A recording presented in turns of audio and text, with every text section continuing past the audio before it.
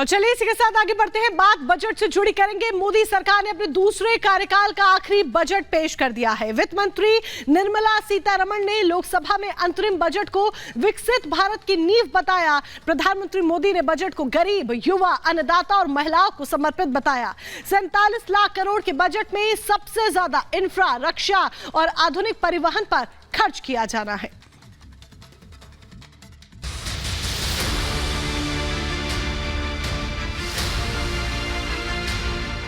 ये budget inclusive और innovative budget है। इस बजट में युवा भारत की युवा आकांक्षाओं का, भारत की यंग एस्पिरेशंस का प्रतिबिंब है। साल 2024 के लिए मोदी सरकार ने अपने दूसरे कार्यकाल का अंतरिम बजट पेश किया। इस बजट से सरकार का दावा है कि ये बजट राष्ट्र के लिए फायदेमंद साबित होगा। वित्त मंत्री निर्मला सीतारमण ने बजट पेश किया। निर्मला सीतारमण ने इस बार देश के लिए छठी बार बजट पेश किया है। मोरारजी देसाई के बाद निर्मला सीतारमण दूसरी वित्त मंत्री हैं जिन्होंने अपने कार्यकाल के दौरान छठी बार बजट पेश किया है। चुनाव नजदीक है और चुनाव से पहले मोदी सरकार का यह बजट काफी अहम माना जा रहा है। इस बजट में मोदी सरकार ने हर वर्ग को साधने के लिए बजट को तैयार किया है।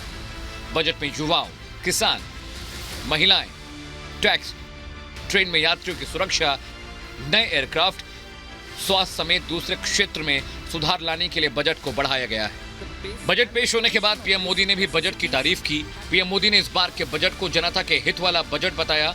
वहीं पीएम मोदी ने बजट को भविष्य के निर्माण जैसा कहा है। ये बजट इंक्लूसिव और इनोवेटिव बजट है। विकसित भारत के 4 स्तंभ युवा, गरीब, महिला और किसान सभी को एम्पावर करेगा। प्रधानमंत्री नरेंद्र मोदी ने न सिर्फ बजट की तारीफ की बल्कि बजट के एक हिस्से को भी लोगों तक पहुंचाने की कोशिश की है। पीएम मोदी ने देश को संबोधित कर बजट में शामिल युवाओं के भविष्य का भी जिक्र किया। इतना ही नहीं, पीएम मोदी ने स्टार्टअप के लिए देने वाली सुविधा को भी समझाया। इस बजट में युवा भारत की युवा आकांक्षाओं का, भारत की यंग एस्पिरेशंस का प्रतिबिंब है। बजट में 2 महत्वपूर्ण निर्णय लिए गए हैं। रिसर्च और इनोवेशन पर 1 लाख करोड़ रुपए का फंड बनाने की घोषणा की गई है। बजट में स्टार्टअप्स को मिलने वाली टैक्स छूट के विस्तार का भी ऐलान किया गया है। सरकार की ओर से कहा जा रहा है कि इस बजट से जन जन तक फायदा पहुंचेगा। केंद्रीय मंत्री अनुराग ठाकुर ने भी रिपब्लिक भारत से खास बातचीत में इस बजट को विकसित भारत की नींव बताया। ये बजट अंतरिम हो सकता है लेकिन समावेशी भी है, अभिनव भी है। ये हमारे विकसित भारत की मजबूत नींव रखने वाला बजट है।